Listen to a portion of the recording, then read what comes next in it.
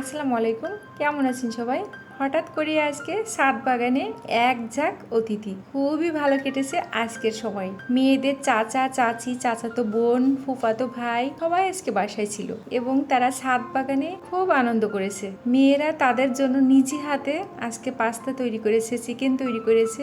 দেখতে দেখতে কিন্তু আমার ছাদ বাগান পুরোই গাছে ভরে গেছে। দেখতেই পাচ্ছেন অনেক এখানে ফল ছিঁড়ছে।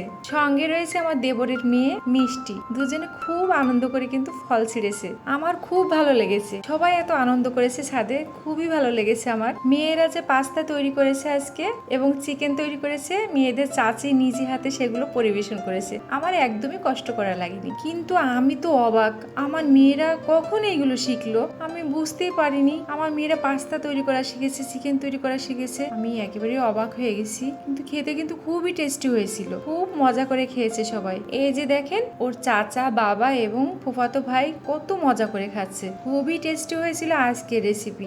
আর এ হচ্ছে ওদের ভাই তুফাজ্জেল। তো অনেক গল্প করা হলো, চলেন আজকে রান্নাটা দেখে নি ওরা কিভাবে রান্না করেছে। পাতিল ভর্তি পানি দিয়েছে, গরম হয়েছে পানি। যে কোনো vegetable half KG, 1 KG regular pasta প্রায় 5 থেকে 7 মিনিট সিদ্ধ করে নিতে হবে। 2 চা চামচ লবণ দিয়ে সিদ্ধ করে নিতে হবে। এরপরে একটা স্ট্যান্ডের ভিতরে ঢেলে দিতে হবে। নর্মাল পানি দিয়ে ধুয়ে নিতে হবে 2 মিনিটের মতো। পাস্তা ভাজার জন্য একটা লোহার কড়াইতে হাফ কাপ সয়াবিন তেল, 4টি শুকনা মরিচ, হাফ কাপ পেঁয়াজ কুচি একটু নেড়েচেড়ে নিতে হবে। এরপরে 4টি ডিম দিয়ে দিতে হবে। একটু লবণ দিয়ে আবার একটু নেড়েচেড়ে নিতে হবে। এরপরে 1 কাপ নারকেল কুচি দিয়ে দিতে হবে। নারকেল কুচি দিয়ে আরেকটু ভেজে নিতে হবে 2 মিনিটের মতো। সিদ্ধ করে রাখা পাস্তা ঢেলে দিতে হবে। দেখতেই পাচ্ছেন এখানে আমার মেজো কন্যা হাত দিয়ে পাস্তাগুলো ছাড়িয়ে দিচ্ছে। একটু ভয় লাগছে না? তার হাতে কিন্তু ছ্যাঁকা লেগে যেতে পারে। তারপরে 1 চা চামচ লবণ দিয়ে দিতে হবে, হাফ চা চামচ হলুদের গুঁড়া, শুকনা মরিচ পাউডার 2 চা চামচ, 1 চা চামচ ধনিয়ার গুঁড়া,